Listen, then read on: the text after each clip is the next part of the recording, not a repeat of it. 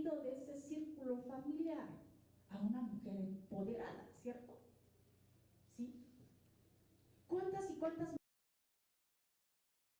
Buenos días a todas, todos y todes. El día de hoy tenemos un interesante y muy importante tema a presentar aquí en la Facultad de Derecho por distinguidos ponentes de esta facultad y agradeciendo la presencia de los doctores en Derecho egresados de esta facultad, la doctora Marta Ballesteros y el doctor José Luis Martínez, quienes son también catedráticos de la Facultad de Derecho Tributario de la Ciudad de México y quienes tienen la titularidad del programa de radio de esa institución. Muchas gracias. Desde luego presentar al maestro Alejandro Avendaño, quienes nos honra siempre con su distinguida conocimiento y sapiencia de estos temas en materia familiar, penal y desde luego al maestro, el maestro especialista sobre todo en materia penal, civil y familiar, el maestro Marco Antonio Madrigal, quien es el que encabeza estos foros semana con semana en la Facultad de Derecho de la Universidad Nacional Autónoma de México, a quienes también agradezco la participación en el foro a los maestros distinguidos catedráticos de esta facultad, a quienes veo a varios en presencia. Desde luego, muchísimas gracias. Y pues, por supuesto, al auditorio de alumnas, alumnos de esta facultad. Muchísimas gracias.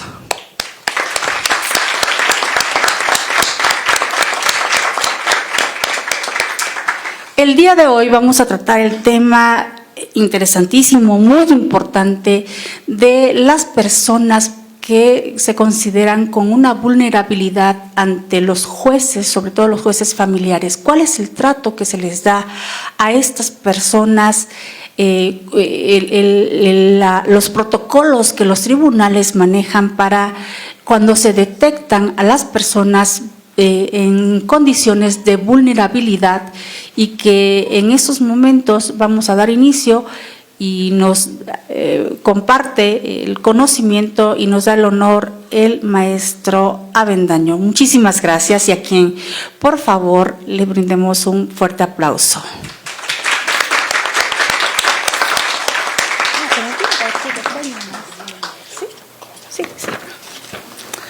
Una disculpa, vamos a dar la reseña del maestro Avendaño, perdón, la emoción me gana por verlos aquí presentes y me ponen nerviosa los catedráticos que nos honran con su presencia. Gracias.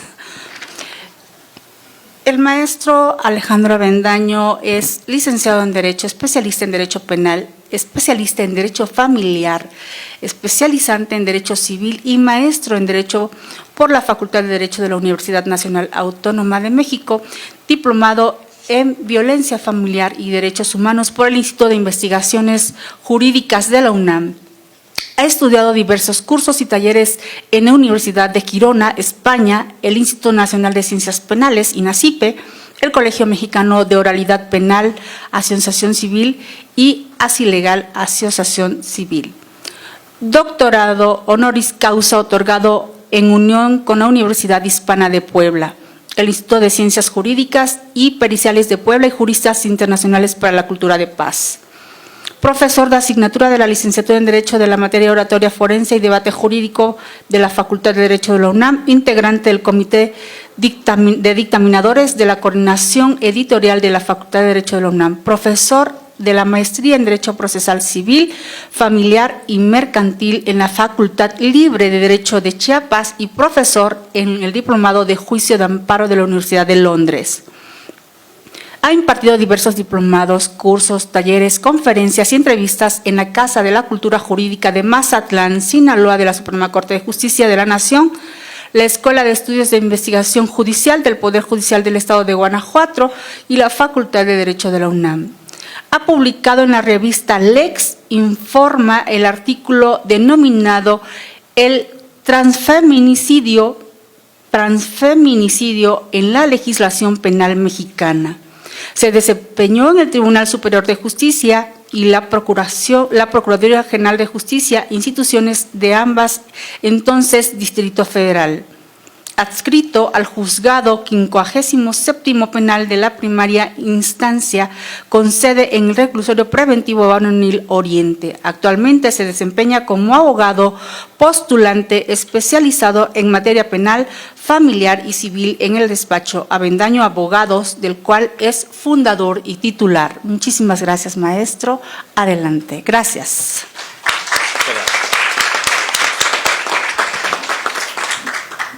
Gracias, querida doctora. Pues muy buenos días a los presentes. Quiero saludar a los profesores de nuestra emblemática facultad. Muchas gracias por estar presentes. Aquí a los acompañantes del presidium. Muchas gracias, maestro.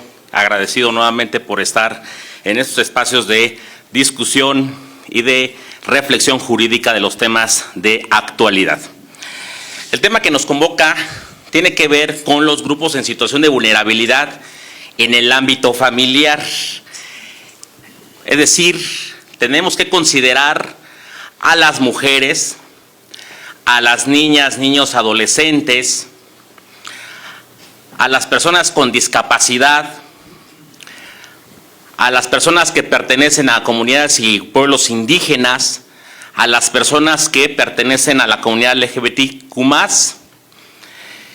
y desde luego también a las personas adultas mayores, que también de alguna manera es importante considerar. En mi intervención voy a referirme un poco sobre el tema de mujeres y de personas con discapacidad, sin perjuicio de que mis otros compañeros puedan hacer referencia a otro tipo de grupos que tienen impacto en la materia familiar. Bueno, en relación al tema de mujeres, fíjense que debemos de partir de la premisa fundamental de que se debe de reconocer el contexto sociocultural e histórico al cual han vivido. Y partiendo de ello es que la norma jurídica vela por su protección. No se trata de nada más analizar el sexo, sino también tenemos que analizar el género, pero el género y el sexo de manera contextuada. No se puede decir que nada más en una situación de hombres y mujeres, pues automáticamente las mujeres deban ser protegidas. Tenemos que analizar ese contexto. Justamente por eso, en los procesos jurisdiccionales y en los procedimientos de investigación ministerial, es que se debe recabar, en algunos casos específicos, el peritaje especializado en antropología social con perspectiva de género. No en todos, no todas las violencias que se cometen hacia las mujeres debe recabarse ese peritaje. Sin embargo, en mi nivel de expertise, en algunas, por ejemplo, carpetas de investigación en materia penal, pues ahí se llega a dar. Ahora, entonces, partiendo de esta premisa fundamental de que tenemos que analizar el contexto, es que las mujeres son protegidas, y aquí en este caso específicamente del Código Civil y de normas procesales, es decir, el Código Nacional de Procedimientos Civiles y Familiares, todavía los códigos de procedimientos civiles locales. Yo ayer estaba en una audiencia en Texcoco y todavía aplicamos el Código de Procedimientos. De hecho, en 31 entidades federativas todavía aplicamos el Código de Procedimientos locales. En la Ciudad de México estamos a medias, ¿sí? Algunos asuntos son del Código Nacional, algunos otros no. Sin embargo, bueno, en ese sentido, las normas procesales también deben entrar en ese reconocimiento del contexto sociocultural e histórico al cual han vivido las mujeres. De esa manera, pues al menos yo quiero citar en mi carácter de procesalista cómo es que el Código Nacional y cómo el Código Civil de nuestra Ciudad de México prevé esta protección. Bueno, fíjense que en juicios orales familiares, en controversias del orden familiar, es fundamental que si la mujer es la parte actora, es decir, la parte que está demandando, la que presenta la demanda, se analice cuál es la pretensión que está planteando. por ejemplo, en el caso de del pago de una pensión alimenticia como medida provisional y como prestación definitiva, desde luego tienen que analizarse si se está reclamando para sí mismo o en favor de un acreedor, en este caso de un hijo menor. Si es en relación a para sí misma, desde luego que tendría que manifestar que preponderantemente se ha dedicado a las actividades del hogar y al cuidado de los hijos, porque existe una presunción legal desde el Código Civil que señala que las mujeres que se dediquen preponderantemente a estas actividades necesitan alimentos. No se cuestiona, no se debe de debatir si la presunción es o no válida. O sea, ya desde el propio legislador ha construido esta necesidad de reconocimiento de las mujeres, porque al final de cuentas estas actividades que se dedican preponderantemente hace que las mujeres hayan perdido posiblemente, o casi en la mayoría de los casos, las oportunidades laborales, oportunidades de desarrollo académico en comparación al hombre. Entonces, por eso la ley advierte esta presunción, esta necesidad para convertirla en presunción legal. Ahí podemos al menos tener un acercamiento de cómo opera la protección de las mujeres como grupo en situación de vulnerabilidad en el Código Civil, en miras de juicios o controversias de orden familiar. Desde luego que también tenemos que apuntalar a que los jueces deben siempre resolver conforme al protocolo con perspectiva de género o bajo la ideología de la perspectiva de género. Es decir, tiene que identificarse estas directrices, estos trazos que históricamente hayan existido entre hombres y mujeres que hayan permitido una desventaja a la mujer. Entonces, aquí la perspectiva de género nos ayuda a que el juzgador, y también desde luego en asuntos penales, yo sé que aquí no estamos hablando, la mesa no es en materia penal, pero solamente lo quiero mencionar, que también los agentes del Ministerio Público deben de observar esa perspectiva.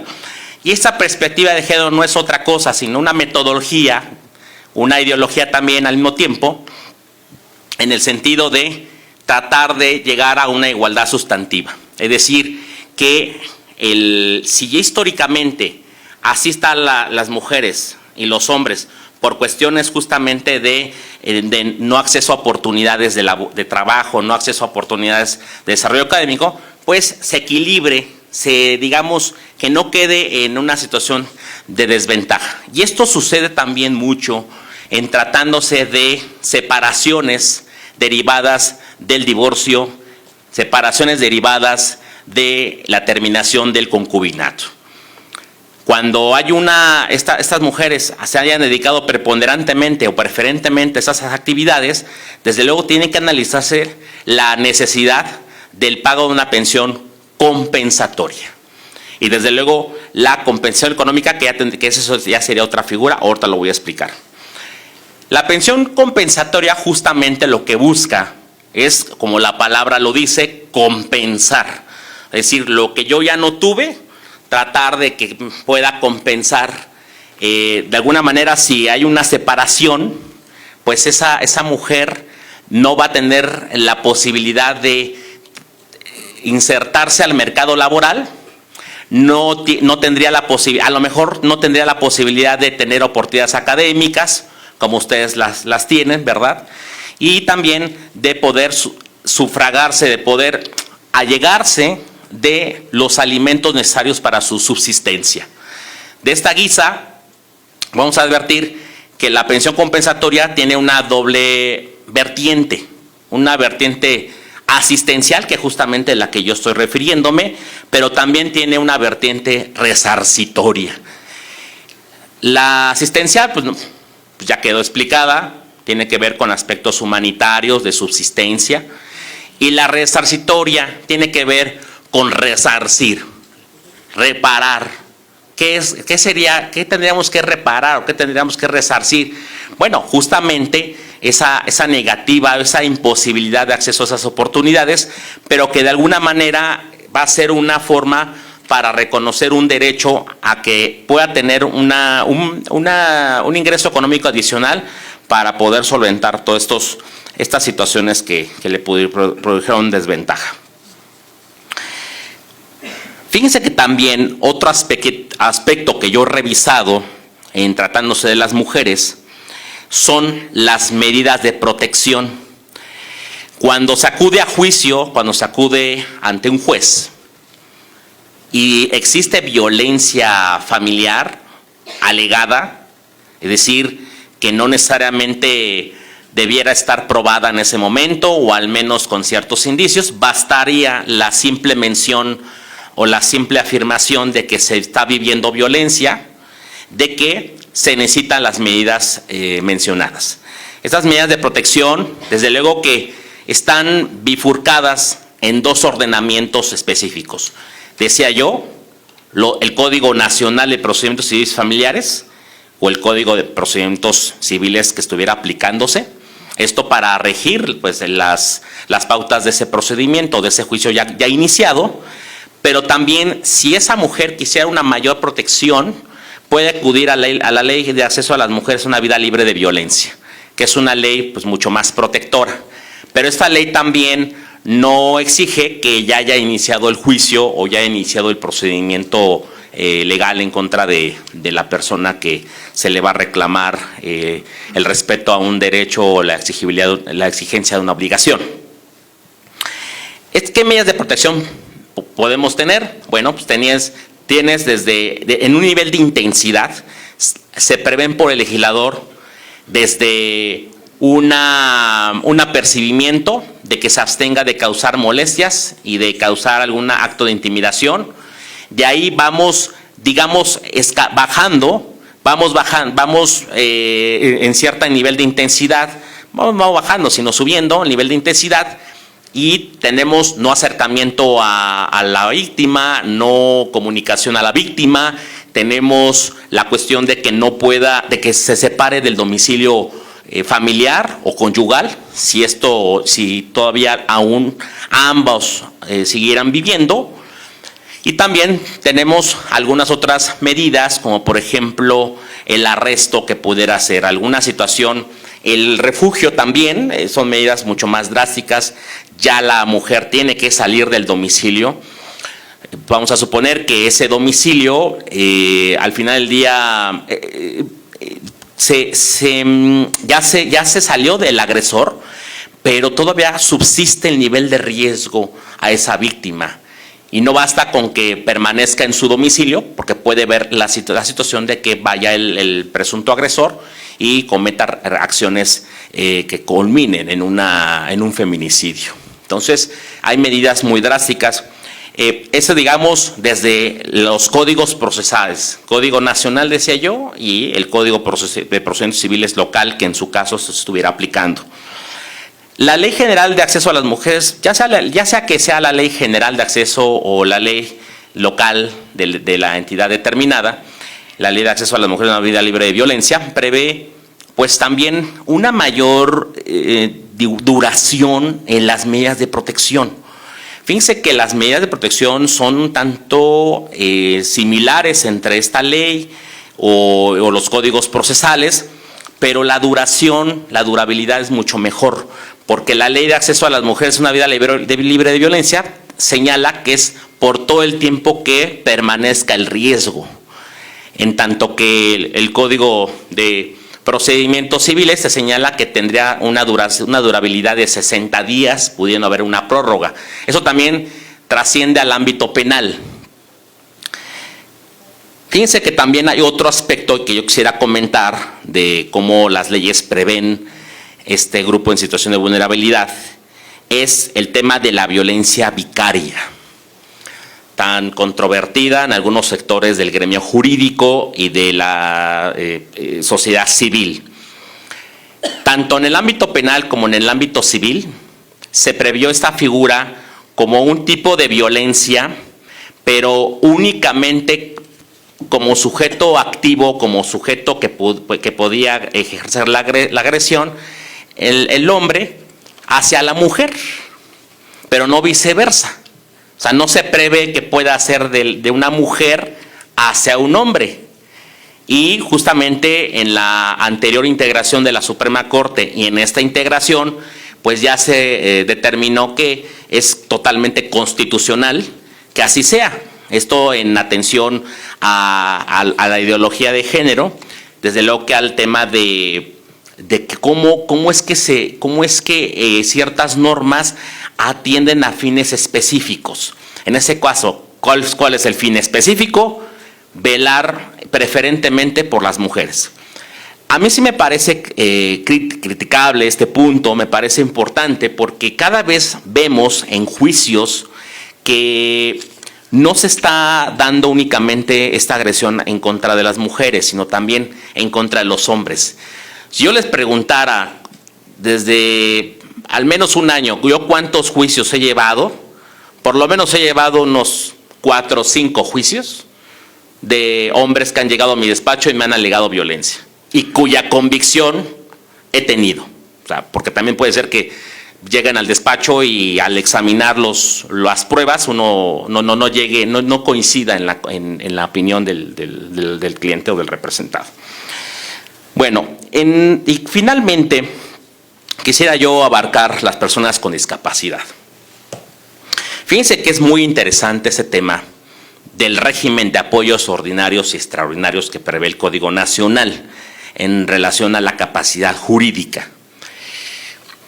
El apoyo ordinario, ¿qué es el apoyo ordinario? Bueno, pues es la manera en la que una persona con capacidad jurídica se va a hacer del apoyo de manera voluntaria. O sea, requiere para conocer, entender un acto jurídico, no tanto para manifestar su voluntad, porque sí la puede hacer, sí puede manifestar su voluntad en determinados contratos, en determinados actos jurídicos diversos, sino más bien requiere un apoyo adicional. No entiendo el significado y alcance del contrato y se designa a una persona para tal efecto. En este punto no hay tanto problema. Donde hay problema es en el tema del apoyo extraordinario, que es todo lo contrario. El apoyo extraordinario se trata de personas verdaderamente con discapacidad, en las cuales la persona no puede manifestar su voluntad, porque padece un trastorno, padece un desarrollo intelectual retardado, padece una enfermedad que no se lo permite, o por otros aspectos que tendrían que ser alegados ante el órgano jurisdiccional.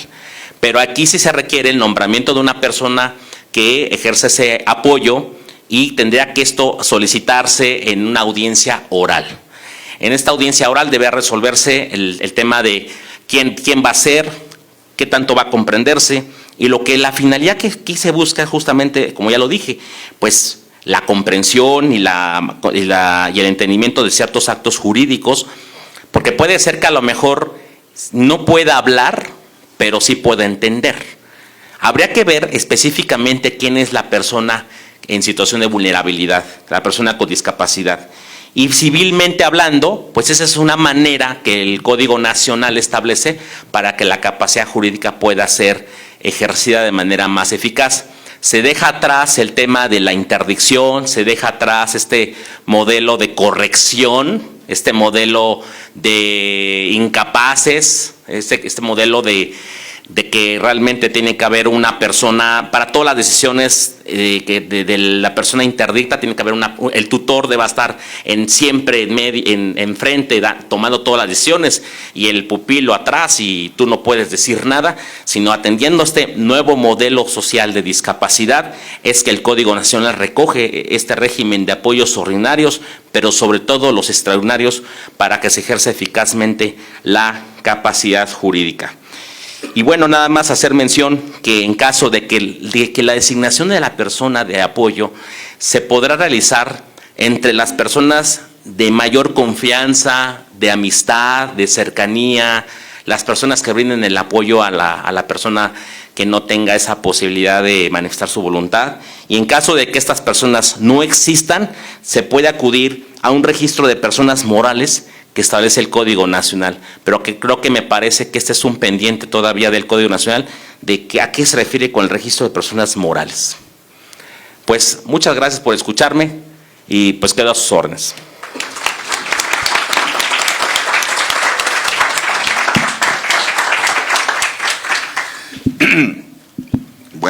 pues excelentes palabras que me dejaron pensando ahorita respecto de que decía el maestro Avendaño que estamos en una mesa de orden familiar y no de orden penal.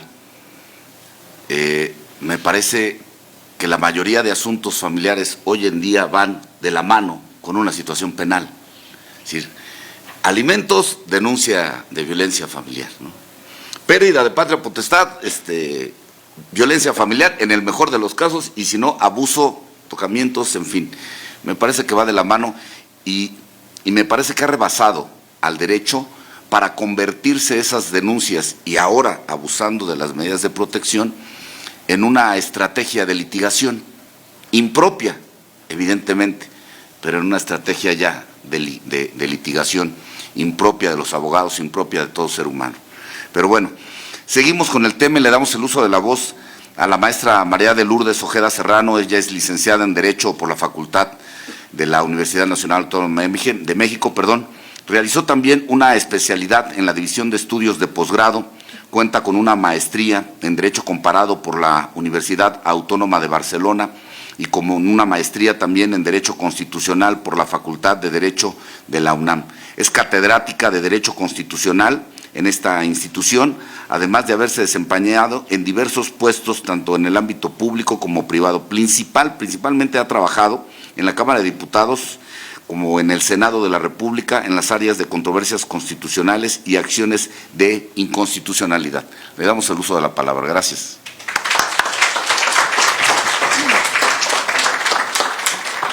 Muchas gracias.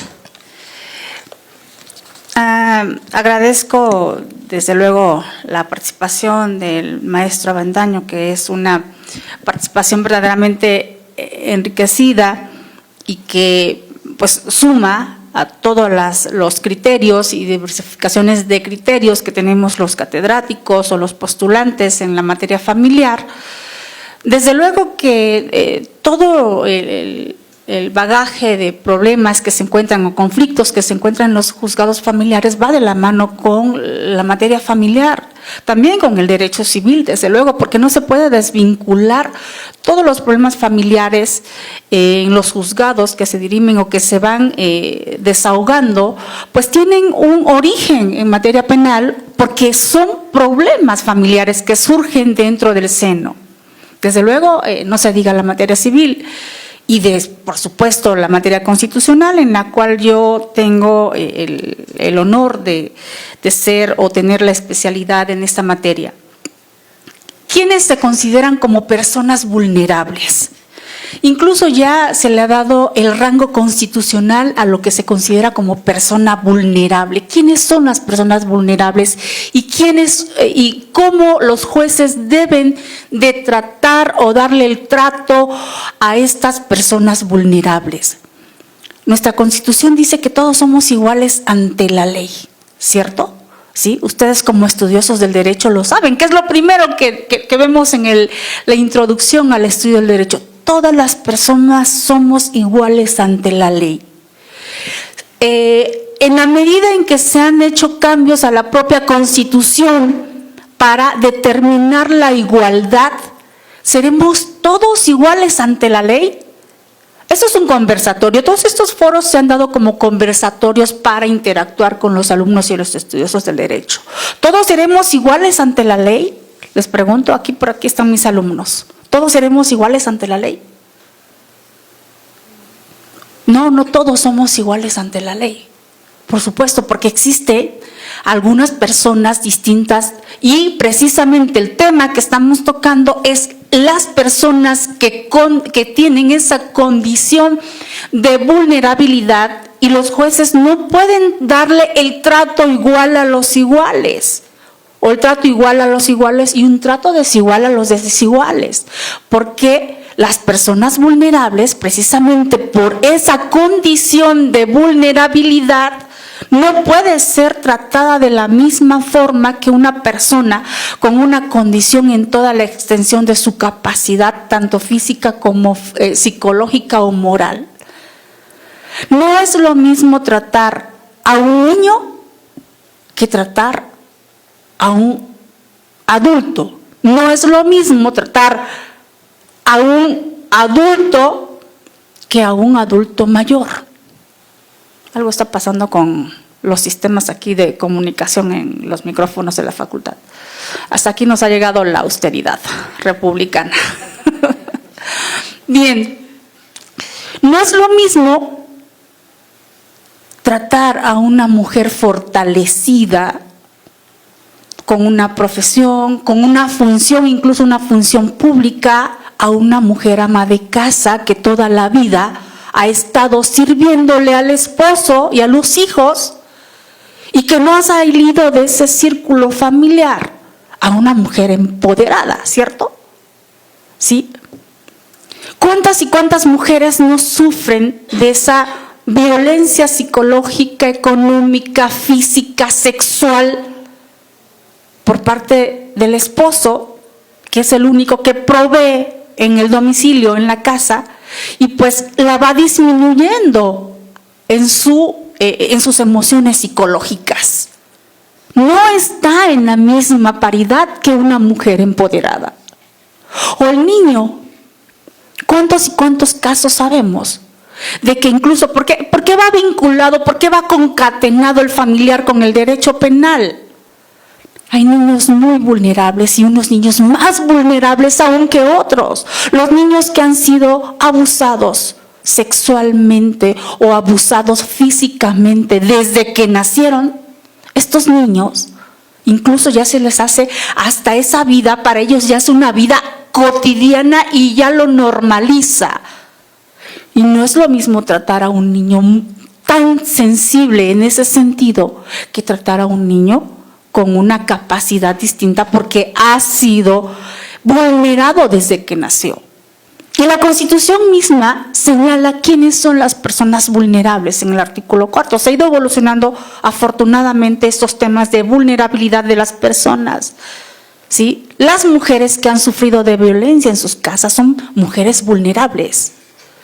Los niños y niñas o infantes o infantas y adolescentes son personas vulnerables para la Constitución. No se diga los adultos mayores, son personas vulnerables. ¿Quiénes más? Los indígenas y afrodescendientes son personas vulnerables. Por supuesto, los que tienen una discapacidad, ¿sí?, médica sobre todo, son personas vulnerables. Entonces, la Constitución le ha dado esta magnitud de vulnerabilidad, pero una vez que han llegado estas personas vulnerables ante los jueces en materia familiar, que es el tema del día de hoy, ¿qué trato se le debe dar a estas personas? ¿El mismo que se le da a cualquiera otra? No. En el 2015, la Suprema Corte emite una jurisprudencia, una tesis de jurisprudencia, para alertar a los jueces del trato que debe de tener esta persona vulnerable. Son protocolos dirigidos para estas personas vulnerables dentro de la perspectiva para los juzgadores, de que de inmediatamente que se detecte a una persona vulnerable, el juez lo primero que debe de hacer es sensibilizarse al trato hacia esas personas y abrirle las puertas a esas personas. Y hay una diversidad de casos. Por decirlo, por mencionarlo, ejemplo, a los adultos mayores. En los casos civiles, se presenta una demanda de prescripción, es un ejemplo, prescripción positiva. Ustedes quizá, si son de semestres no avanzados, muy posiblemente no sepan lo que es la prescripción positiva. Buscar la prescripción de un bien de manera de buena fe o buena voluntad. Incluso le han llegado a los jueces demandas de adultos mayores, 80, 90 años, para firmándole a los propios hijos esta prescripción positiva sobre los bienes, sobre sus bienes. ¿Qué debe de hacer un juez? Alertar el protocolo para esos adultos mayores y tener una entrevista con esos adultos mayores. Alertarlos que si efectivamente están dentro de sus condiciones y platicar con ellos si esta demanda la están promoviendo ellos mismos o otorgaron alguna firma de manera manipulable, manipulando al adulto mayor. ¿Es la obligación del juez? Sí, es obligación porque, insisto, la Suprema Corte y con la evolución en los códigos civiles familiares se han detectado estos casos y el juez tiene que prevenir a esas personas vulnerables. O en el caso de los niños que han heredado, a los niños que han heredado bienes por parte de algún familiar o por parte de los abuelos, los mismos padres, fíjense, ¿sí? Los mismos padres a veces buscan alguna licencia para decirle al juez que el niño está enfermo y que se necesita urgentemente vender esos bienes para tener la posibilidad económica y echar mano de esos bienes donde los niños ya son parte de una herencia, de un bien, y que los propios padres, ¿sí?, buscan hacer uso de esos bienes donde un niño es beneficiado y entonces acuden ante un juez. ¿Qué es lo que debe de hacer el juez? Alertar con un protocolo donde perdón, como que me distrae este ruido. Bueno, donde platicar, desde luego, con el abogado, entrevistarse con el abogado. A veces, no todos los jueces lo hacen, fíjense bien, no todos los jueces lo hacen, no.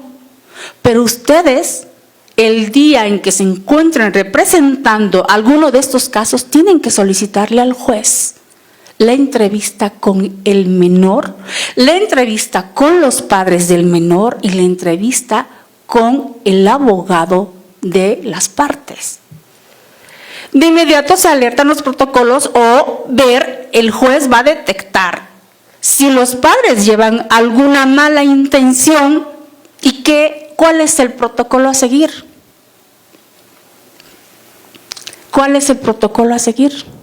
Pues solicitar al juez que se nombre un tutor para el menor y que ese tutor actúe de manera imparcial, resguardando la integridad de esos bienes para que una vez que se lleve a cabo una resolución, el juez determine que esos bienes no se pueden vender si en dado caso se detecta alguna mala intención por parte de los padres de esos menores.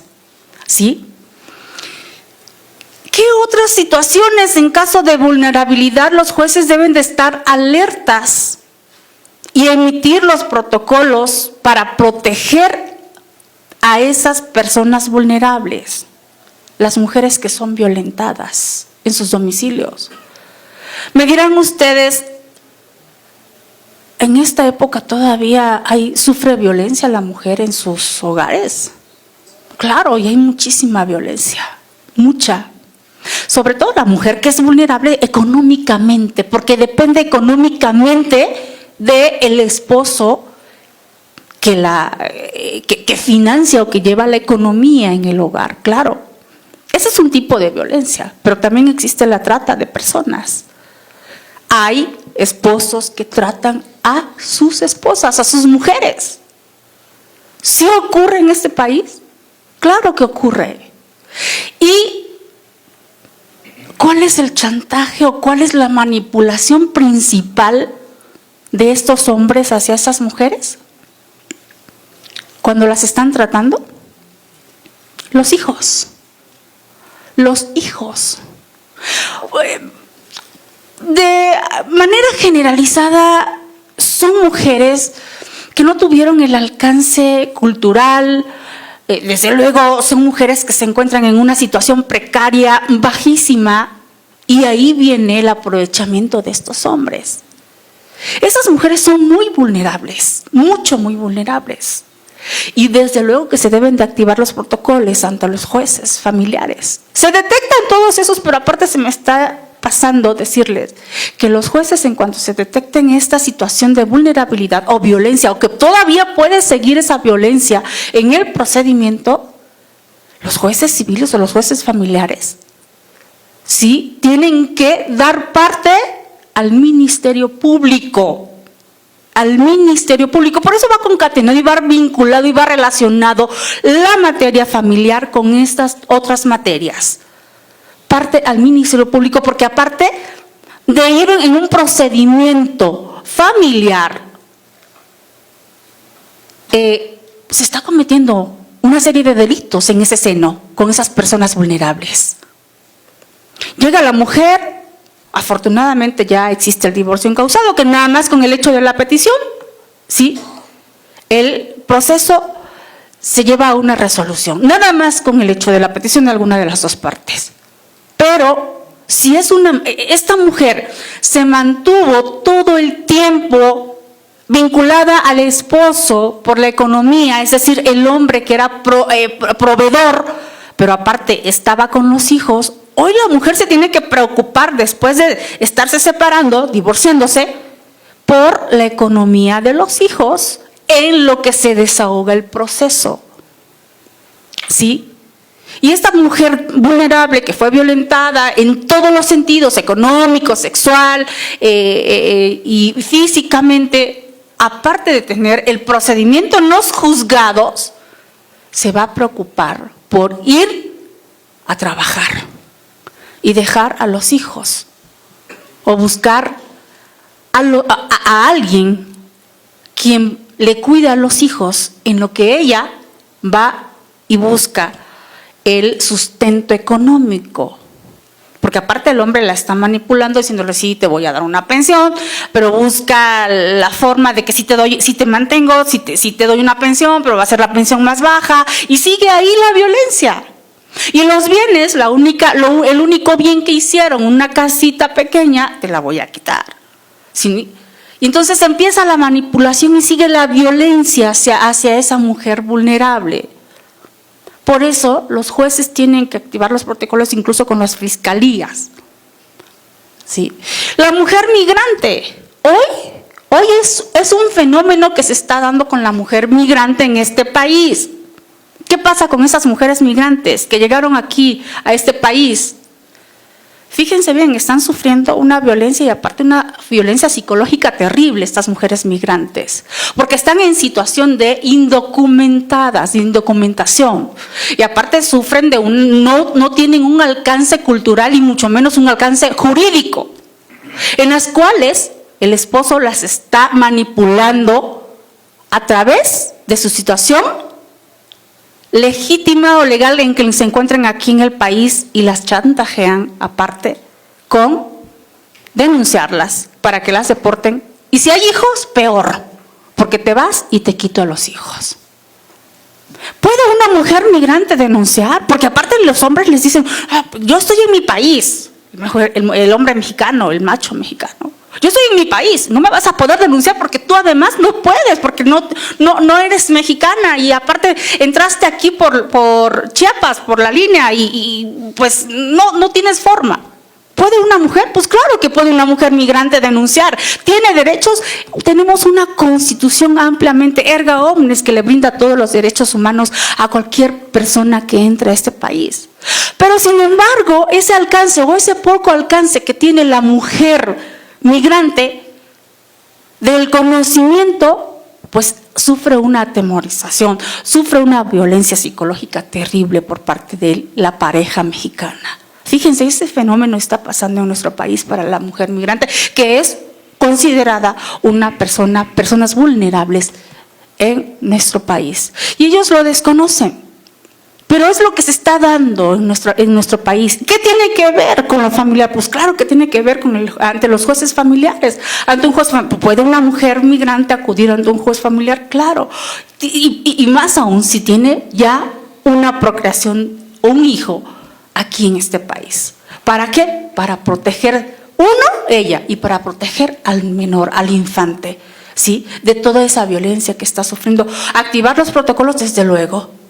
De inmediato, la protocolización de acceder a la entrevista con el juez, leerle sus derechos y decir, el juez le tiene que decir que no debe de tener miedo, que tiene cualquier derecho como cualquier mexicana y que por supuesto, ¿sí?, se le otorgan todas las medidas de protección, al igual que a cualquier mujer que esté sufriendo violencia en este país.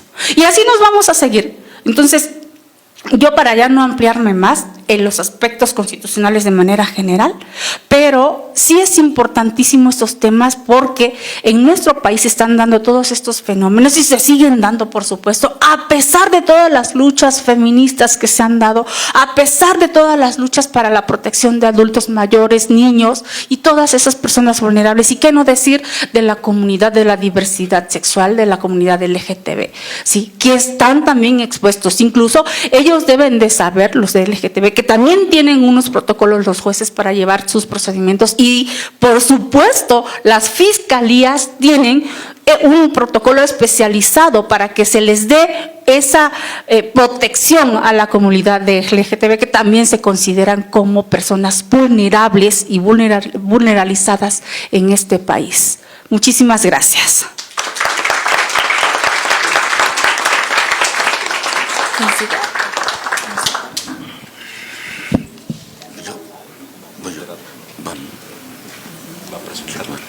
Sí.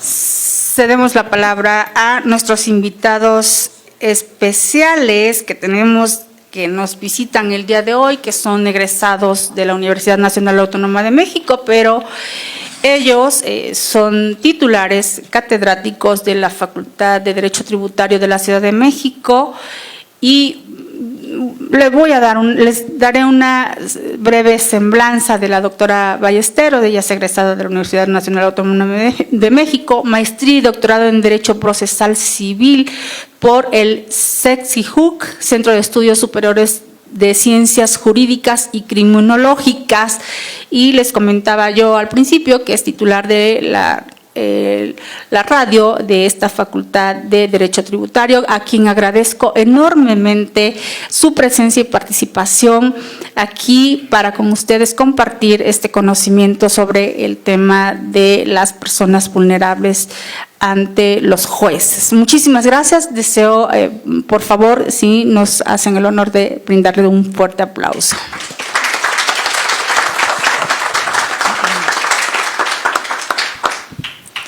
¿Cómo están? Un placer estar con ustedes, un gusto de verdad el participar en esta mesa con grandes ponentes. Me dejan poco que contar.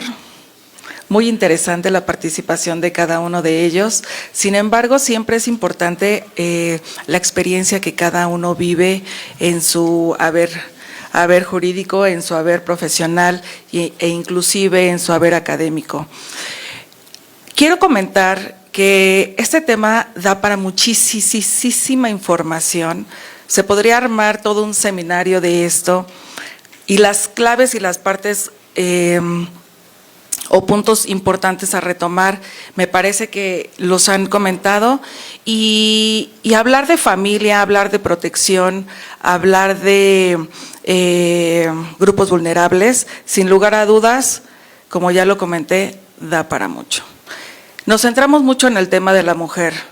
Sin embargo, si hacemos una recapitulación de ponderar quién se encuentra más en estado de necesidad, debemos de comprender que no todos los casos son iguales. Tenemos que individualizar.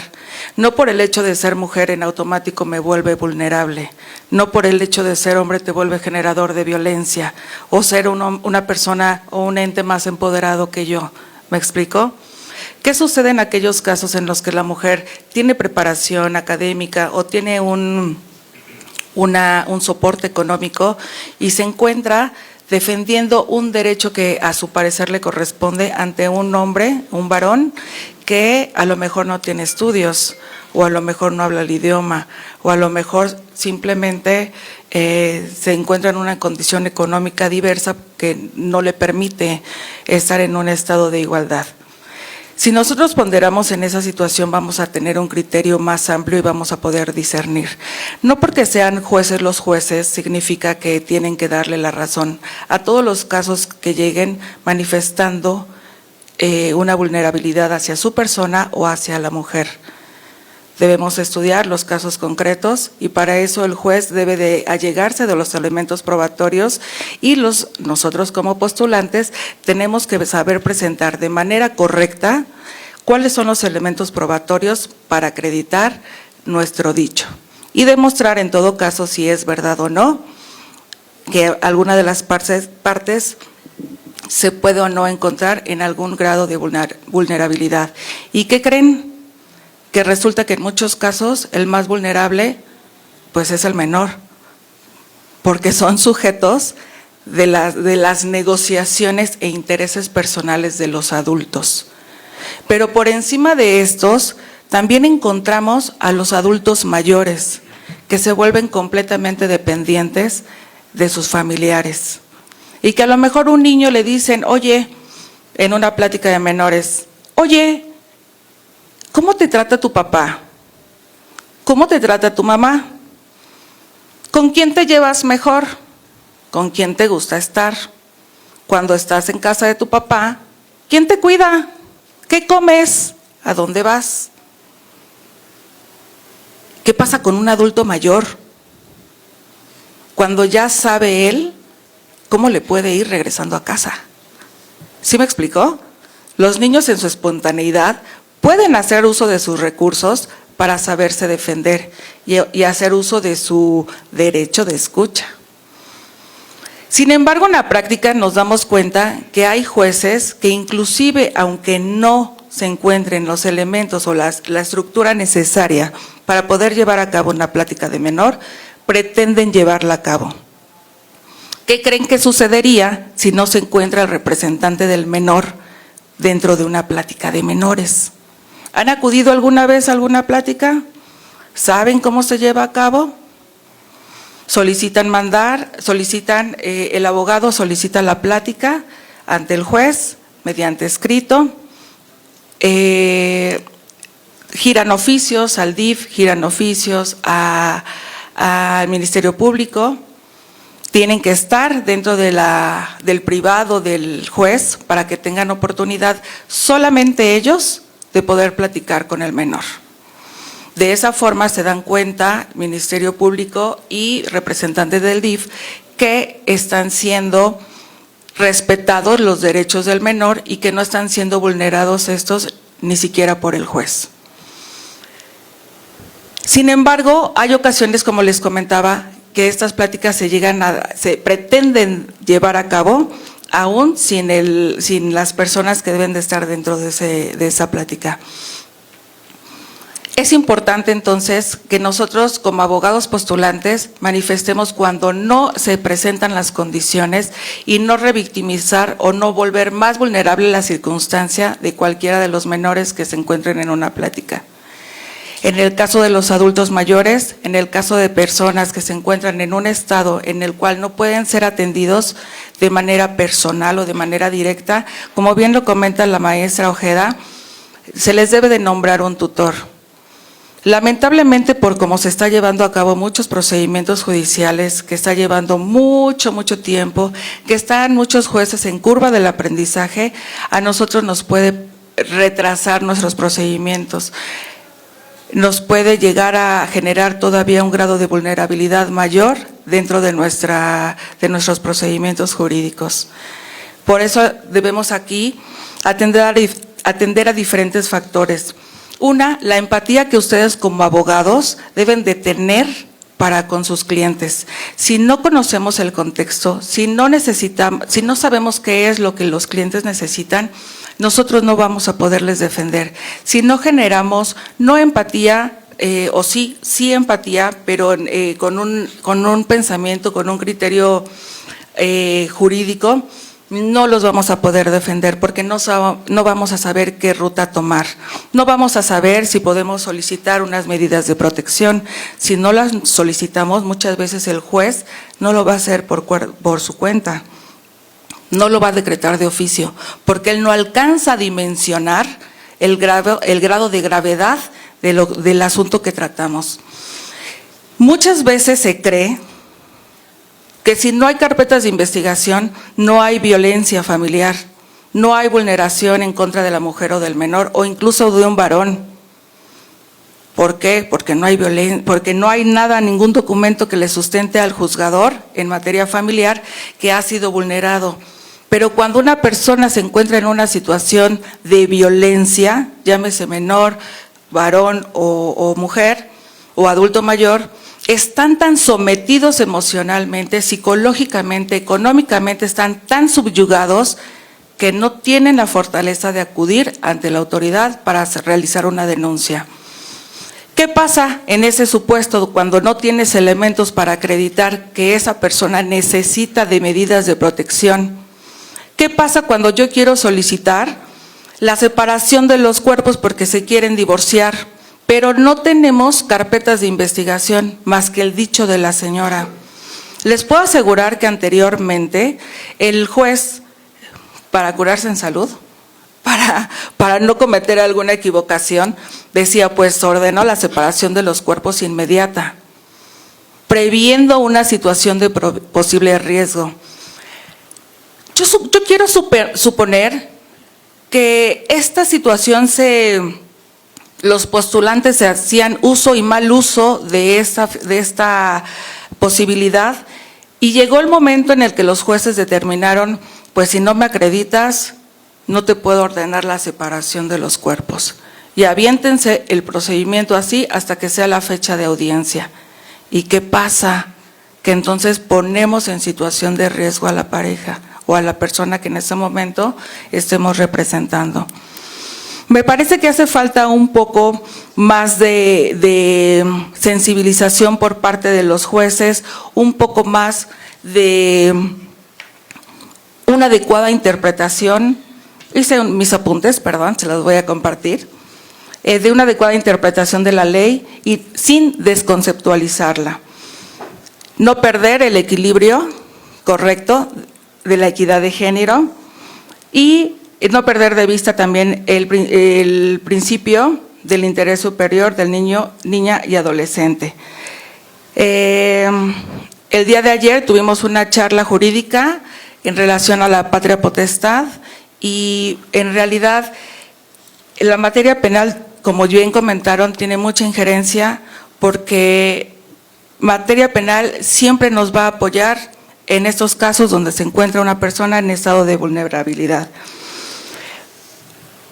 Me gustaría que ustedes como estudiantes, y sí, esto sí me gustaría compartirlos, hace un par de meses tuvimos una plática jurídica con compañeros de otra institución universitaria, las cuales les puedo asegurar que son completamente desinteresados ante su desarrollo académico.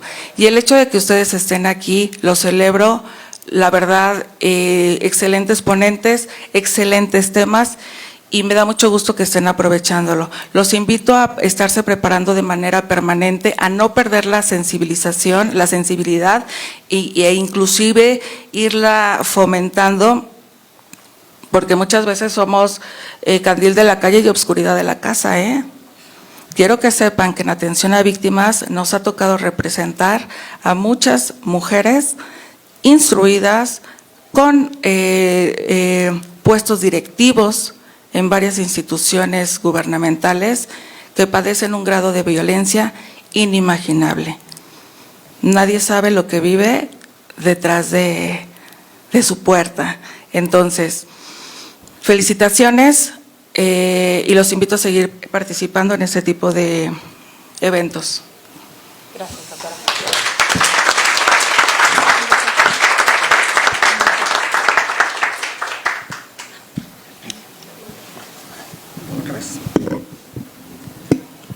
Muchísimas gracias a la doctora Marta Ballesteros por su participación y enriquecimiento a esta ponencia, a este conversatorio por parte de la Facultad de Derecho y sus alumnos.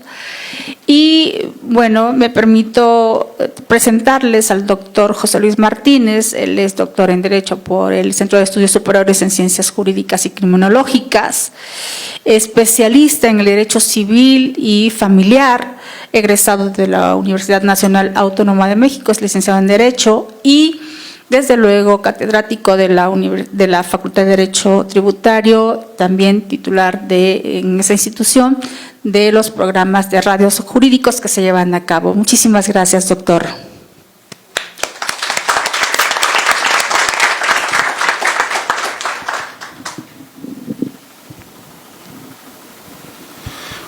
Hola, muy buenas tardes a todos. Gracias por la invitación, más a Lulú, a los demás ponentes, a ustedes y obviamente a la Facultad de Derecho de la UNAM que nos invitó a participar este día. Si bien es cierto, se está tocando un punto muy interesante y relevante a nivel internacional, no nada más es a nivel nacional, sino es a un nivel internacional, hablando este tema de grupos vulnerables, ¿no? Derecho familiar. Debemos de entender dos parámetros antes de empezar a poder vislumbrar lo que es el grupo vulnerable o hasta dónde están los grupos vulnerables. Primeramente, este derecho familiar es uno de los derechos que actualmente se están complicando más. He escuchado a muchos colegas decir que el derecho familiar es el derecho más fácil, que es el derecho de chisme, que es el derecho de lavadero, pero hoy en realidad es el derecho más complicado que se pueda litigar. ¿Sale? Porque estamos tratando con niñas, niños y adolescentes, con otros grupos vulnerables, o adultos mayores, grupos LGBT, todos los que ustedes me digan.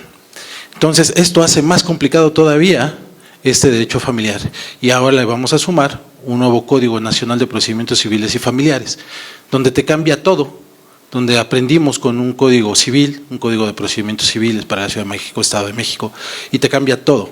Te quiere hacer un procedimiento más técnico, más audaz, oral, donde vas a atender grupos vulnerables. Y ahora el otro aspecto, la familia, el grupo social, ¿no? La estructura de la sociedad, que hoy en día, la verdad es un grupo vulnerable, porque así lo tenemos que ver ya, también a la familia, entraría dentro de este grupo vulnerable porque se está acabando, disculpen la expresión, pero está en peligro de extinción el grupo o la familia como la conocemos actualmente. Entonces, en este sentido, debemos de atender que el juez familiar debe de realizar, ya enfocándonos un poquito más con el Código Nacional, que al parecer ya empieza en Ciudad de México a trabajarse, como bien lo dijo el doctor Avendaño, perdón. En el Estado de México hay procedimientos que todavía se litigan con el Código Civil actual y en Ciudad de México estamos a la mitad y mitad. Entonces, hablando ya propiamente con el Código Nacional, los jueces van a tener que realizar ajustes razonables al procedimiento en procesos familiares. ¿Qué son estos ajustes razonables? Es básicamente esta posibilidad de modificar el procedimiento con la intención de que las personas que no conocen el derecho tengan la posibilidad de poderlo entender y tengan una protección íntegra de sus derechos y no se vulneren los mismos.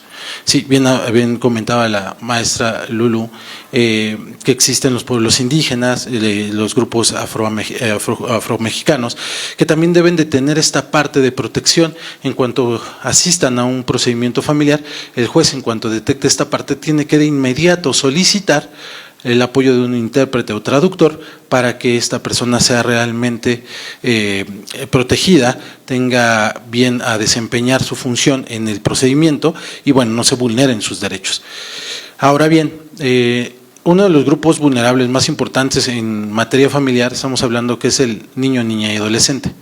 Inclusive sabemos que en el año 2011, cuando se dio esta reforma constitucional y la ley de amparo, se decretó o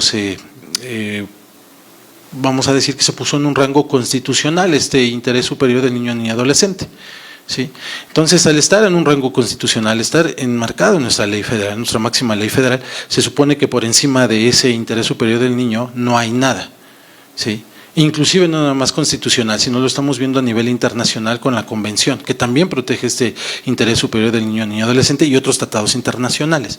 Entonces, este grupo vulnerable, que sabemos que igual es importante, el de adulto mayor, el de mujeres, grupos LGBT, grupos indígenas, pero si nos trasladamos en esencia lo que son niñas, niños y adolescentes, son un grupo vulnerable muy importante. ¿sí?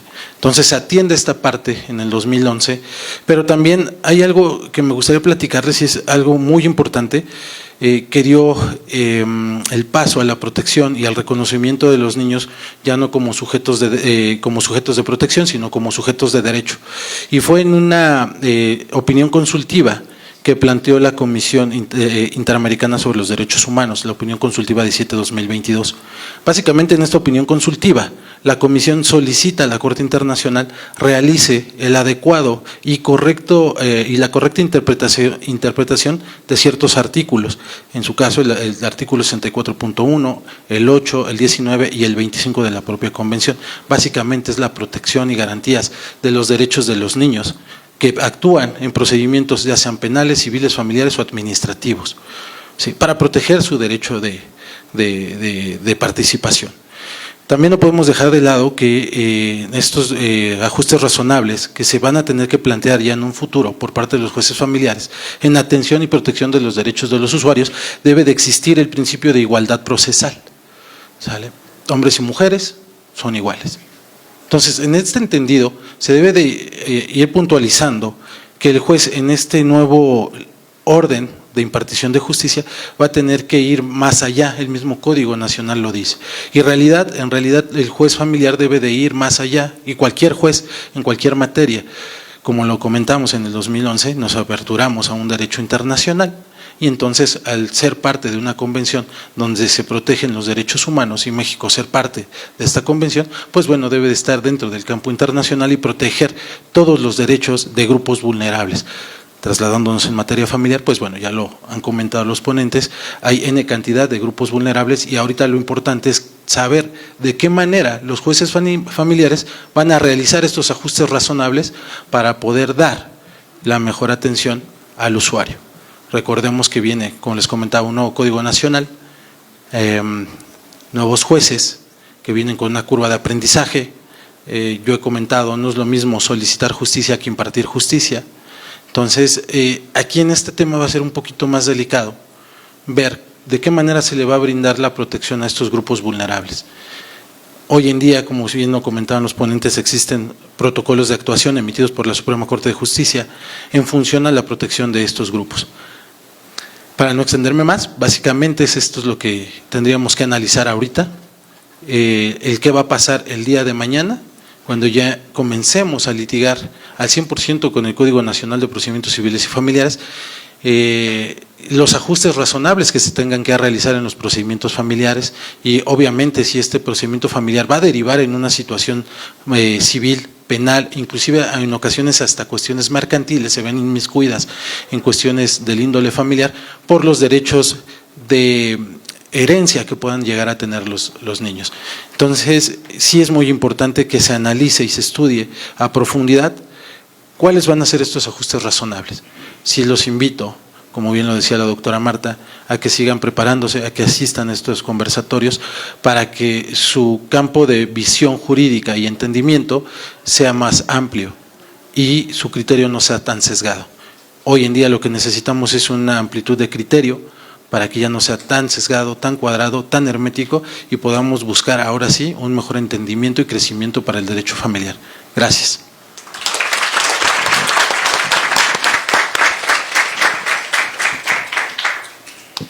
Gracias, agradecidos con el doctor José Luis Martínez. Vamos a, por su gran participación, desde luego, vamos a dar paso a un especialista magnífico, penalista y civilista, familiarista, el maestro Marco Antonio Madrigal.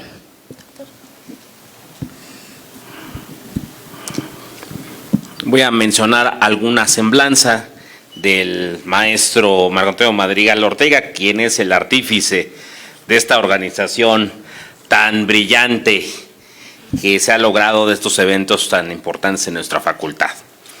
Bueno, es catedrático de nuestra facultad, maestro en Derecho con mención honorífica por la División de Estudios de Posgrado de nuestra facultad, y con mención honorífica, eso es importante, procesalista y penalista, civilista también, y experto en amparo, dedicado a la protección de los derechos de niñas, niños, adolescentes, mujeres y adultos mayores buscando la mayor aproximación a la equidad entre los derechos que se juegan de por medio. En razón de lo anterior, logró que la Suprema Corte de Justicia de la Nación emitiera una tesis que declararía la inconstitucionalidad de la preferencia materna. Esta tesis es la 2021-979, para los que quieran buscarla, 2021-979. Y bueno, pues es pionero en la implementación de medidas de protección en los casos de violencia en todos sus tipos y modalidades, lograr que tuvieran un eco, un recoveco, desde luego en televisoras, en medios de comunicación de carácter local y orden nacional. Por favor, un aplauso al querido maestro.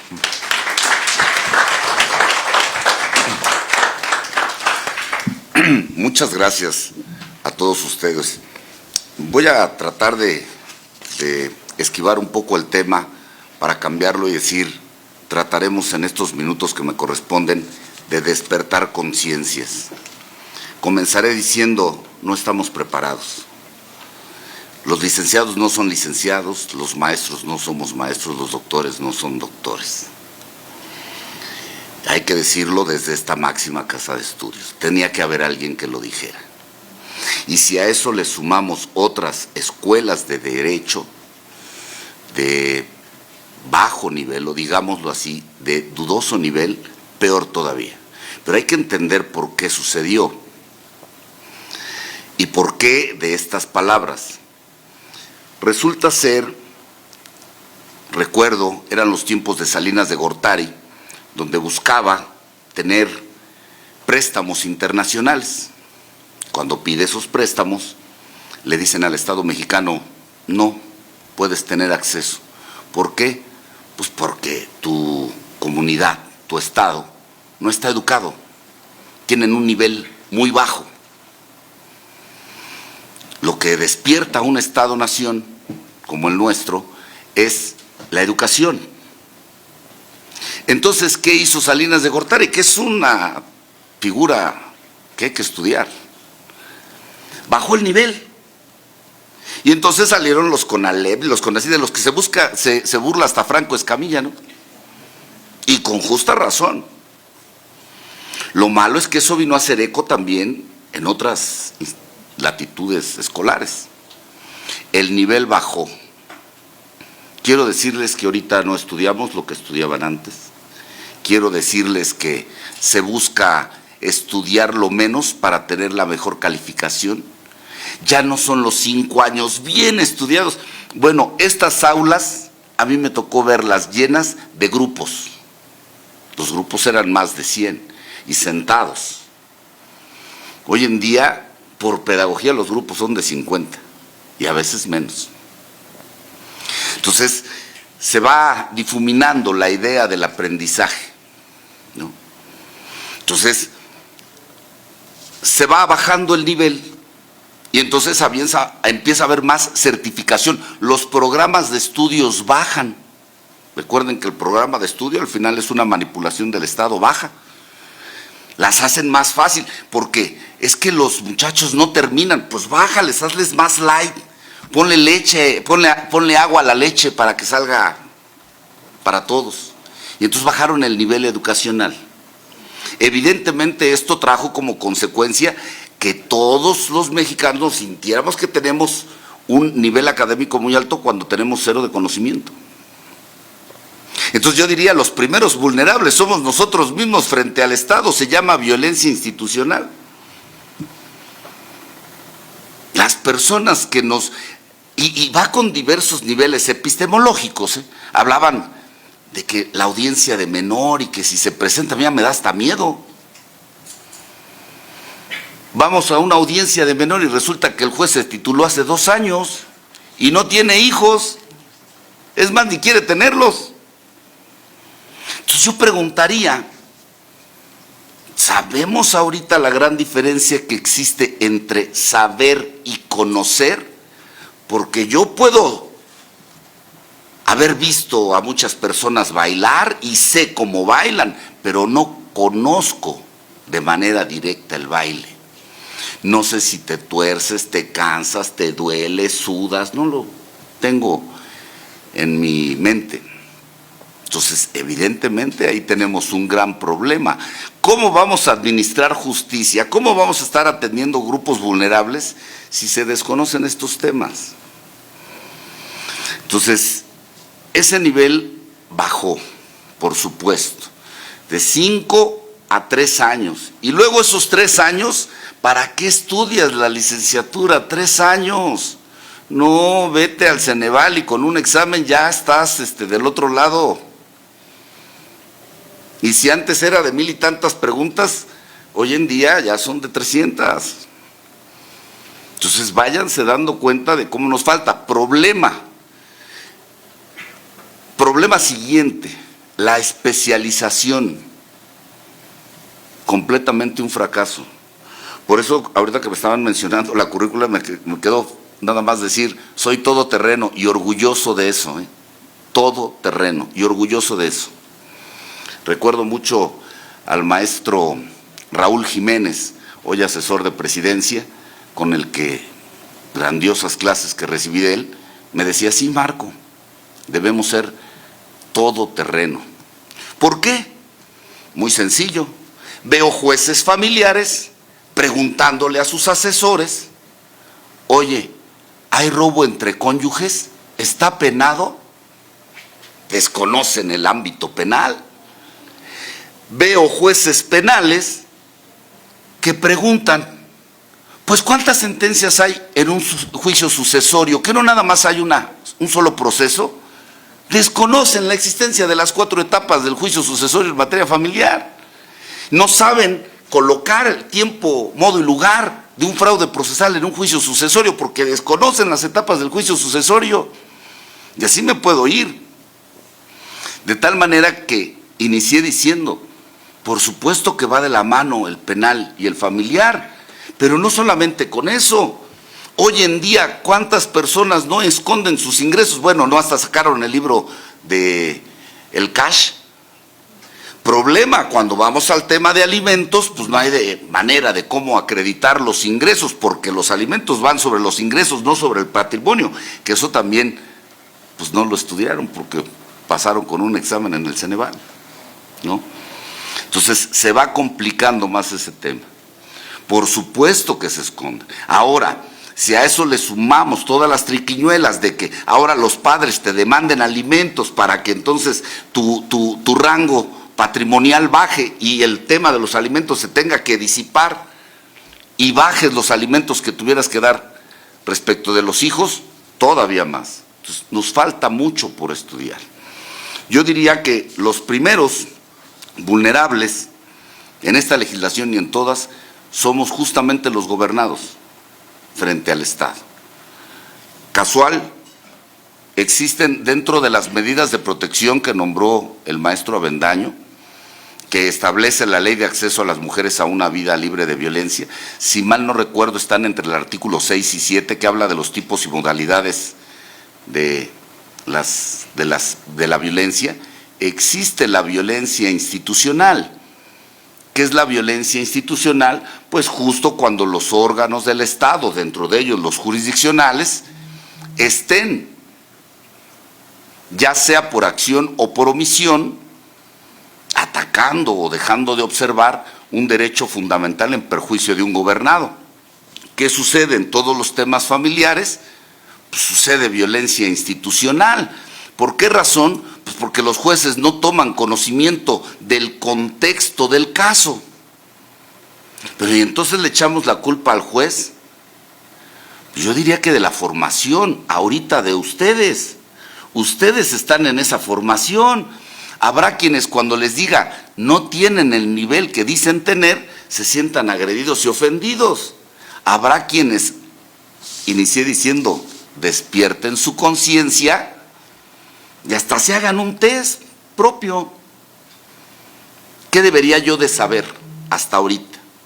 10 preguntitas básicas. Se van a dar cuenta que no. El reto está justamente en ese conocimiento, que se vienen a dar cuenta ya que están en la materia. ¿Qué sucede? Decíamos, los abogados debemos de reclamar la administración de justicia. Pero pero si terminaron la licenciatura, todo con bombo y platinos, hasta endeudaron a la familia para la fiesta, y pasaron con 6, y en una escuela de las que mencioné. Por favor, también el Estado tiene sus obligaciones. La SEP no debería de estar permitiendo tantas escuelas que no están debidamente reguladas respecto de su nivel académico. Y muchos abogados que conozco, incluso, bueno, respeto el nombre, pero un magistrado reconocido en materia familiar, me decía, bueno, mejor dicho, me regañó, porque yo le decía, está bien que saquen más abogados de esos, les ganamos fácil. Y me decía, no, Marco, porque esos abogados chafas que tú dices demeritan el gremio. ¿A cuántos no hemos escuchado? Licenciaduchos. Bueno, en otras latitudes nos llaman doctorcitos. Y déjenme decir que no con muy mala apreciación. Y todavía el tener que tener 2 idiomas para el acceso al doctorado, no lo quieren pasar y mejor se van a otra escuela que no se los exige. Por favor, hay que hablarlo.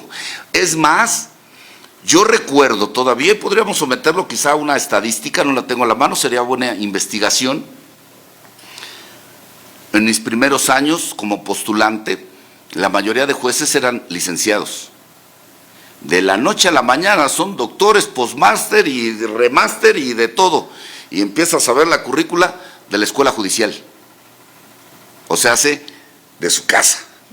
Donde el que lo va a firmar y ponerle su medallita es su propio compañero. No, pues ¿cómo le vamos a creer conocimiento? Eso nada más te eleva el ego. Ese ego lo vemos en las audiencias, los jueces ya no quieren administrar justicia, ya te quieren dar hasta clase.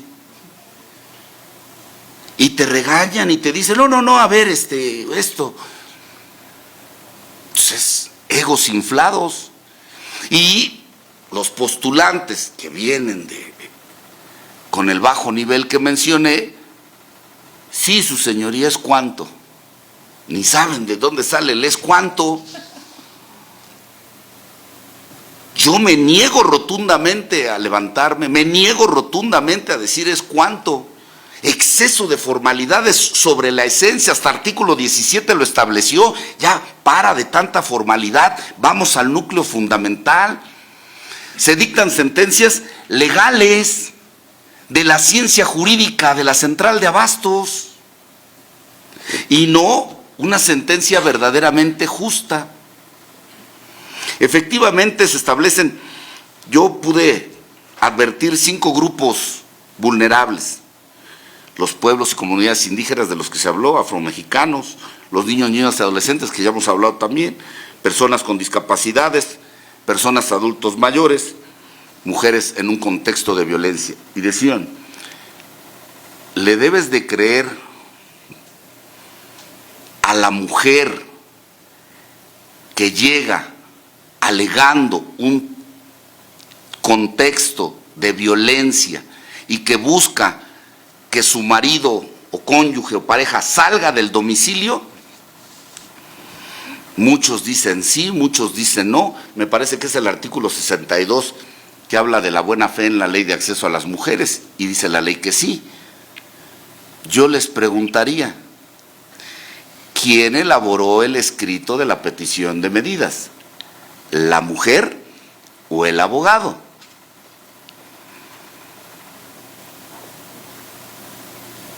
Por supuesto el abogado, no la mujer. Y el abogado le garantizó, yo lo saco. Y le echó de su cosecha, al final abusando de la buena fe que establece la propia norma. Y el juez limita su capacidad y dice, no, yo no me quiero ver en las noticias diciendo que el juez renegó y entonces concedo. ¿Conceder está mal? No. La temporalidad de la que hablaba el maestro, ¿no? Me toca a mí, la ley me dice que dentro de los 5 días debo señalar audiencia, yo la cito para dentro de 24.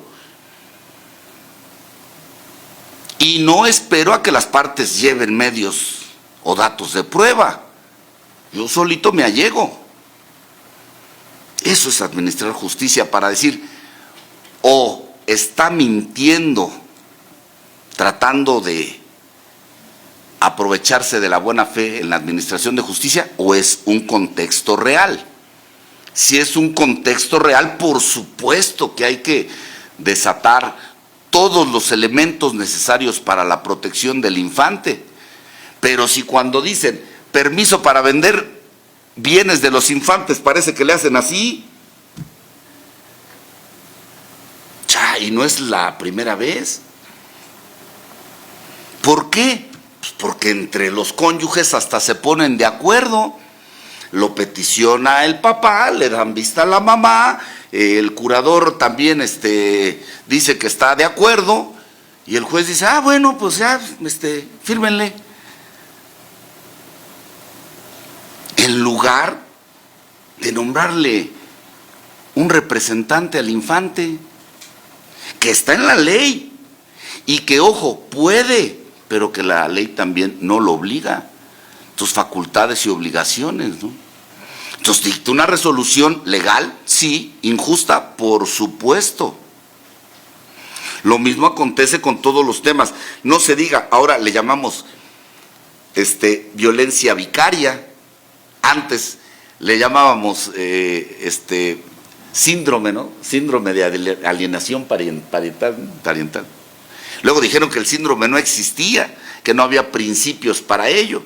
Después se dieron cuenta de que, bueno, pues quítale el nombre, ponle el que quieras, pero de que existe, existe. No. Al final, ¿de qué se trata? Pues el golpeteo de imágenes que hay. Se debe de intervenir de inmediato. En el momento de la separación de los cónyuges, los que más salen afectados son los niños. Pero se los lleva el cónyuge que quiera, ¿no? Hombre, mujer, se lleva a los hijos. Y te dice la norma, no hay sustracción de infante. Caray, ¿por qué? Porque no hay una sentencia que te haya concedido la guardia y custodia, pero es que no teníamos problemas antes. Entonces, si no tengo una guardia y custodia legal, no existe el delito de sustracción, pues por eso hay que irse a estudiar y por eso hay que estar aquí padeciendo el calorcito y enterándonos de que hay un universo allá afuera que tenemos que saber, conocer y entender. Bueno, para no terminar los minutos que me quedan, les agradezco mucho su presencia aquí.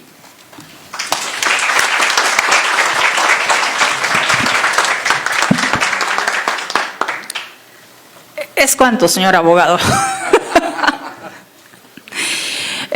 Gracias al maestro Marco, excelente penalista, familiarista y civilista. Ya lo vamos también a solicitar el ingreso a las personas vulnerables, porque ha logrado vincular a proceso a hombres poderosos. Tan es así que le han venido a hacer marchas para que se desvincule del caso y le quitemos la cédula. Vamos a solicitar su ingreso a personas vulnerables porque es un magnífico procesalista que ha logrado vincular a proceso a varios poderosos de este país.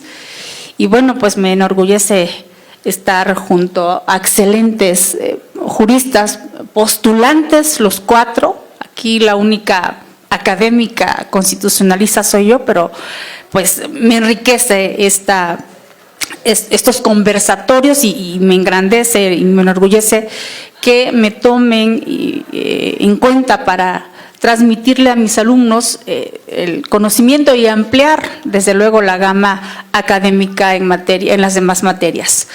Pasamos a las preguntas y respuestas. Si gustan, alguno de ustedes, pues adelante, tenemos 7 minutos. Muchas gracias, maestro. Buenos días. Estamos en la austeridad republicana. Gracias, buenos días. Soy Miguel Demetrio Cortés, profesor de esta facultad. Y el tema es muy amplio, es demasiado amplio. Los grupos vulnerables que son mujeres, niños, ancianos, discapacitados, grupos de LGBT, Adultos todo mayores. ello se puede involucrar en los conflictos familiares, porque hay familias de hombre con hombre, mujer con mujer, ya hay una diversidad en la materia. Como comentaba nuestro compañero, actualmente los procesos judiciales son muy retardados, la curva de aprendizaje de los nuevos jueces está dando mucho que desear y tenemos que acudir ahora en la práctica a la mediación. Entonces, ¿qué tenemos? Ahora tenemos la justicia restaurativa que se aplica para mujeres, hombres, ancianos. Yo he tenido experiencia, fui designado el primer procurador de la defensa del anciano en México porque pues fundé el Instituto Nacional de la Senectud y he llevado juicios familiares de ancianos contra hijos, ancianos corridos de su casa. Y tenemos ahora que está involucrado dentro de estos grupos vulnerables a los grupos afromexicanos. Yo conozco un pueblo en México que es de origen, inclusive Zulu, parece, Coahuilapa, Guerrero. Coajinicuilapa en Costa Chica, Guerrero. Así es. Mi tierra. Entonces, ¿qué hay de la justicia restaurativa para estos grupos, para las mujeres, para los ancianos, para este mundo? Es muy amplio el tema y sobre todo involucrado en derecho familiar. Entonces le pediría al maestro Alejandro, que es tan sabio y que pues, él es profesor de muchos jueces que están en la curva de aprendizaje, que nos pudiera hacer un comentario sobre el tema. Les agradezco mucho. Gracias, maestro. Muchas gracias, maestro Demetrio. La verdad que es un tema muy interesante, el tratamiento jurídico que se tiene a las personas adultas mayores dentro del contexto de los juicios de orden familiar que se están ventilando hoy con jueces, unos todavía por carrera judicial y otros llegados por elección por voto popular. A mí se me parece crítico el que no se tenga la capacitación adecuada en todos los jueces de estos grupos en situación de vulnerabilidad. Es importante que se abran estos espacios y que se invite no solamente a la academia, sino también se invite pues, a todos, a que la Universidad Nacional pues está abierta a todos los sectores para que sean escuchados y para que podamos capacitar y podamos formar. De tal manera que, bueno, en los juicios a mí sí me preocupa porque de igual manera yo he llevado también unos cuantos juicios de personas que han sido adultas mayores, han sido violentadas en sus domicilios, no solamente pues por sus propios hijos, sino también familia extensa, y es verdaderamente triste que no existan jueces que puedan tener esta sensibilidad de tomar ciertas medidas. Es cierto que existen criterios de la Suprema Corte de Justicia de la Nación en el sentido de que el simple envejecimiento no necesariamente conduce al estado de vulnerabilidad, sino que hay, como ya se mencionó, hay que mirar a la visión contextual, sociocultural o histórica para que, y atendiendo el caso concreto, como lo decía aquí la doctora Ballesteros, para poder dar una cierta protección. Considero que es un tema de capacitación, de visión y desde luego de sensibilización. Muchas gracias, maestro. ¿Alguien más desea hacer alguna pregunta, duda, inquietud? los alumnos, ¿no tienen ahí algún caso de que quieran manipular al abuelito? Antes de que se le llamara violencia vicaria, ¿por qué se le llamaba un síndrome? ¿Quién desea contestar la pregunta? ¿Sí? ¿No? ¿Usted pasa? ¿La doctora? Ok. Mira, básicamente se consideraba que era un síndrome. Ni siquiera desde que yo tengo la conceptualización, quizá haya alguna respuesta mejor, pero yo sabía que se denominaba de esa manera por pues darle un adjetivo, un pronombre, lo tuvieses tú mentalizado nada más para saber cómo denominarlo, pero que realmente no tiene un sustento médico y por lo tanto no puede ser considerado como un síndrome. Sin embargo, sí genera una afectación, pero necesita realizarse más estudios para propiamente determinarlo por la Organización Nacional de la Salud como un síndrome. Y posteriormente, si me permiten, un comentario en relación a la restauración de la afectación de los daños. A ver, maestro. Hay un tema bien interesante en eso. Me gusta mucho tu pregunta, por eso quiero tomar el micrófono. Sucede no solamente con eso, con todo. Cuando llevé a cabo a la Corte el tema de la preferencia materna, se sustentaba en que los menores, en ese momento menores, hoy infantes, de 12 años, en diferentes latitudes, algunos de 12, en promedio 12 años, deberían de estar con la madre porque solamente ella podía darles los cuidados maternos. Y esto se apoyaba también en una teoría que se le llamaba de los años tiernos. Es decir, como está chiquito, necesita de la mamá. Pero no tiene un sustento científico. ¿Cuál es el problema? Y otra vez a derrumbar ídolos. El derecho no es una ciencia. Desde ahí estamos, ¿no? Pues hay que estudiarle, ¿no? El derecho busca regular la conducta del ser humano. No hay nada más imperfecto que el ser humano, que la conducta del ser humano. No te va a dar lo mismo, tú tienes 2 hijos, les das lo mismo, haces lo mismo, no van a ser iguales. Entonces no va a ser repetible bajo las mismas condiciones. El método científico no está hecho para el ser humano. Pero sin embargo lo que queremos es elevar el nivel de conocimiento y decir que el derecho es una ciencia. Entonces buscas agarrarte de otras cosas y entonces cambias el estudio, el objeto de estudio del ser humano para que el objeto de estudio sea la norma y entonces ya conviertes a una ciencia al derecho.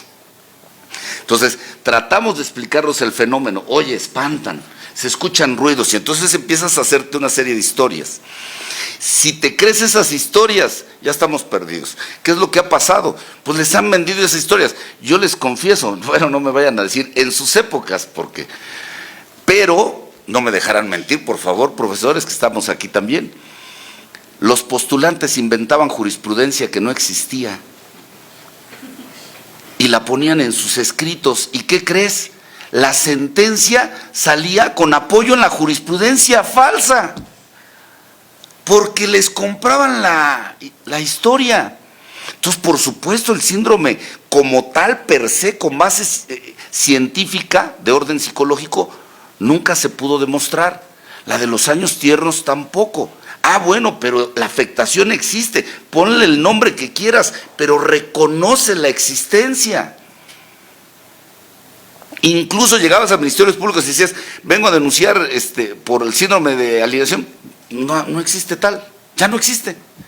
No es que haya desaparecido, desaparece el concepto como apreciación de, pero el elemento, la conducta existe y tan existe que tiene unos casos familiares muy complejos. Gracias. Cerramos rapidísimo con el doctor José Luis. Gracias, maestra. En cuanto a lo que mencionabas de la violencia vicaria, ¿no? Esta parte del síndrome, como bien dice el doctor, la doctora, científicamente no se pudo sostener esta teoría. Como dicen, sí existe la afectación, es teórica, y en cuanto a la violencia vicaria, pues sabemos que la violencia vicaria es un concepto español, surgió allá en la época medieval. Básicamente es esta parte de que el progenitor, papá, causa daño al hijo con la finalidad de causarle un daño a la mamá. Bien lo comentaba también al inicio de la ponencia el doctor Avendaño, creo. La violencia vicaria no nada más es encaminada en función a la mamá. Si somos estrictos en el concepto, pues también hay mamás que causan daño a los hijos con la finalidad de causarle también un daño al papá. Desafortunadamente estamos en una sociedad que se ha ido descomponiendo cada día y hemos mal utilizado los conceptos jurídicos y les damos los conceptos que nosotros queremos, y esto surgió a raíz de el derecho de género, ¿no? La violencia de género. Cuando sabemos que género es hombre o mujer y no hace distinción, pero cuando se encaminó la violencia de género fue en protección de la mujer. Y entonces de ahí se empezó a descomponer esta parte de la teoría normativa y el derecho teórico. ¿Sí? Entonces ahora tenemos una violencia vicaria que nada más protege a la mujer, pero deja vulnerable al hombre. Yo les quiero comentar algo rapidísimo más para terminar. La ecuación es perfecta cuando nada más se quita un número. Y en esta ecuación perfecta el número que sale sobrando es el hombre. Porque los hombres hemos dejado de tener esa protección. Estamos ya también vulnerables en frente a la mujer y frente a los demás grupos vulnerables. Entonces la ecuación se hace perfecta cuando se quita al hombre de la ecuación. Nada más. Gracias.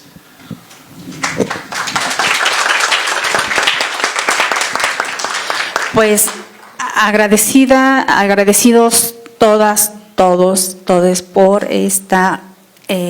este conversatorio tan importante para los estudiosos del derecho, para toda la sociedad. Muy agradecida con los profesores que nos acompañaron, con los alumnos y que tienen ya que salir por su siguiente clase, con el doctor José Luis, la doctora Marta, el maestro Alejandro y desde luego el magnífico maestro Marco Antonio Madrigal, quien es el que pues lleva a la vanguardia este tipo de conversatorios que enriquece sobre todo a los alumnos, alumnas de esta facultad, y que, como ya lo dijo el doctor José Luis y la doctora Marta, sigan por favor estos ejercicios que se hacen de conferencias, ponencias, conversatorios y foros, son para ustedes, para que tengan una mayor adquisición cultural y que tengan los mecanismos para que cuando ustedes ya se titulen de esta facultad, se acuerden de los mecanismos en este tipo de ejercicios que los maestros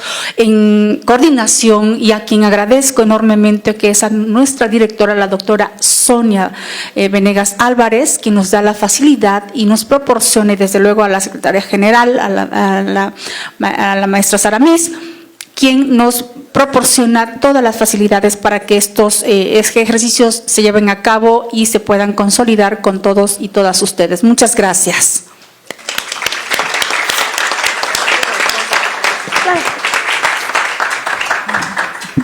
Compañeros, si me lo permiten, les hago un comentario final. De verdad, entre todos somos comunidad, somos colegas, pero en algún momento, fuera de aulas, somos contraparte.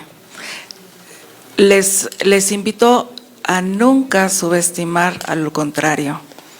No porque sean parte de la Facultad de Derecho de la UNAM, somos más o menos.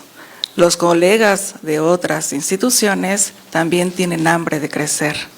Y por ende, ustedes deben de aprovechar a lo máximo estos beneficios que la universidad les otorga. Los invito a crecer, como ya dijo la maestra Lourdes, y a seguir preparándose. Uniendo fuerzas, hacemos más, ¿sale? No ser envidiosos con los conocimientos, vamos a salir adelante. Tengan excelente tarde todos. Gracias.